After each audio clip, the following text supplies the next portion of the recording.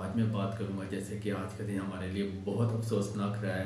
एक cadet college वाना के अंदर 3 अफगानियों ने कैडेट्स के ऊपर हमला करने की कोशिश की है। हमारे फोर्सेस की कार्रवाई से भरपूर जवाब दिया गया और उसके साथ ही कैडेट्स को बाहिफाजत वहाँ से निकाल लिया गया। और दूसरा वाक़या इस्लामाबाद के अंदर पेश आया है।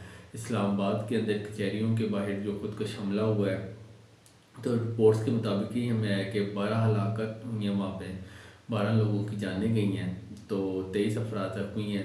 तो आज का दिन बड़ा हमारे लिए अफसोसनाक दिन था। तो बात कर लीजिए जैसे कि कल इंडिया के अंदर अटैक हुए हैं, तो साथ ही आज दूसरे दिन पाकिस्तान के अंदर अटैक हुए। ये मामलात क्या हैं, तो इन मामलात के बारे में हम जानेंगे। तो हमें ज्वाइन किया इस्लामाबाद से नादिया मुदीन नकवी साहिबा ने, सीनियर जर्नलिस्ट हैं। जी अस्सलाम वालेकुम मैम।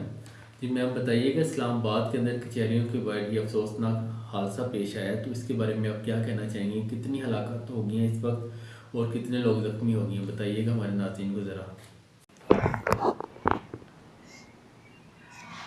जी, इस्लामाबाद में जो है वो गुज़िश्ता हफ़्ते जो है वो बहुत एक अफ़सोसनाक वाक़या देखने में आया है। मंगल का दिन था ग़ालिबन, और इस धमाके में, बम ब्लास्ट में जो कॉम्प्लेक्स के सामने हुआ, तो इसमें तकरीबन ग़ालिबन 12 लोग शहीद हुए और 27 इसके आस-पास जो हैं वो ज़ख्मी मौजूद हैं।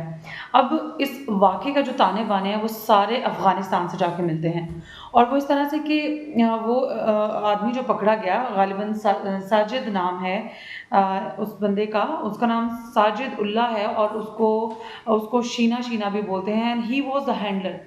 ये हैंडलर था, और इनका जो कमांडर था, जो अफ़गानिस्तान से इनको ऑर्डर्स दे रहा था, जो वहाँ बैठ के इस सारी प्लानिंग को जो है वो इसको हेड कर रहा था, उस बंदे का नाम उबैदुर रहमान था, और उसको दादुल्ला बोलते थे। और ये सारा इनका जो कनेक्शन रहा है, इस प्लानिंग का, इनका जो आपस में कॉन्टैक्ट रहा, ये टेलीग्राम ऐप पर रहा।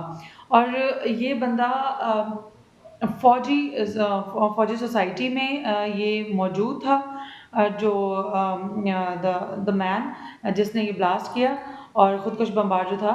तो ये जैकेट जो है वो पेशावर से मंगवाई गई, और उसके बाद पेशावर से इस्लामाबाद में लाई गई, और ये सारा काम, और इवन के जो ख़ुदकुश बमबार था उसको जैकेट पहनाने का काम भी खुद इस बंदे साजिद ने किया, जो कि अब पकड़ा जा चुका है इंटेलिजेंस ब्यूरो और सीटीडी की जानिब से। जब ऑपरेशन किया गया, सर्च ऑपरेशन किया गया, तो उसमें ये बंदा साजिद पकड़ा गया, और ये 4 लोग थे टोटल। तो ये सारी इन्फॉर्मेशन जो बाद में फिर दी गई है, ये साजिद की तरफ से दी गई है, और ये ख़ुदकुश बमबार को इसका कहना है कि इसने खुद जैकेट पहना के जो है वो वहाँ पर भेजा है। और वहाँ पर क्योंकि एफसी के एहलकार मौजूद थे, सख्त सिक्योरिटी थी, तो क्योंकि जुडिशल कॉम्प्लेक्स में बहुत सख्त सिक्योरिटी थी, तो वहाँ पर कचहरी के अंदर तो नहीं जा सकता था, एफसी वहाँ पर मौजूद थी। तो इस सारी सूरत हाल में तो कचहरी के बाहर जो पुलिस वैन खड़ी थी, तो उसके करीब जो है वो उस ख़ुदकुश बमबार ने, जिसका नाम उस्मान था, जिसको उस्मान उर्फ कारी कारी जिसको बुलाते थे, और वो शिनवारी कबीले से था, तो उसने पुलिस वैन के पास जाके फिर जो है वो ब्लास्ट किया। अब अभी आप देख सकते हैं कि कुछ दिन पहले जो है वो दिल्ली में भी धमाका हुआ, और उसके ताने-बाने जो हैं जोड़े जा रहे हैं। इंडिया की तरफ से ये फिर इल्ज़ाम आयद किया गया कि ये जो वहाँ पर जो दिल्ली में धमाका हुआ है वो टर्की ने करवाया है, जिसको कि टर्की ने जो है वो मुकम्मल रद्द कर दिया। अब अगर पाकिस्तान में होने वाले धमाके की बात की जाए, तो इसका ब्लेम हमारे वज़ीर-ए-आज़म शहबाज शरीफ ने इंडिया पर आयद किया। मगर उस इंडिया पर जब इस बात का इल्ज़ाम लगाया गया कि ये सारे ताने-बाने जो हैं अफ़गानिस्तान और इंडिया से मिलते हैं, तो अफ़गानिस्तान से मिलते हैं तो उसका तो प्रूफ़ मिल गया, क्योंकि वो अफ़गानी जो थे पकड़े गए, फिर उन्होंने बयानात दिए, तो उनका तो प्रूफ़ था।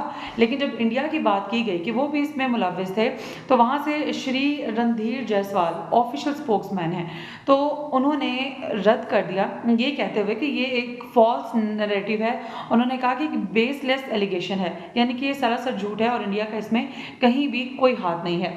बहरहाल इस सारे मामले के बाद, इस हादसे के बाद, खारदार तारों से कचहरी को जो है वो चारों तरफ से कवर कर लिया गया, और वहाँ पर सिक्योरिटी की जो है वो बढ़ा दी गई है, और साथ ही साथ धमाके के बाद कुछ दिनों तक कचहरी को बंद कर दिया गया था, और वहाँ पर सबका आना-जाना जो है उस पर बैन लगा दिया गया था। और जी मैम, आपका प्रोग्राम को टाइम देने का बहुत बहुत शुक्रिया।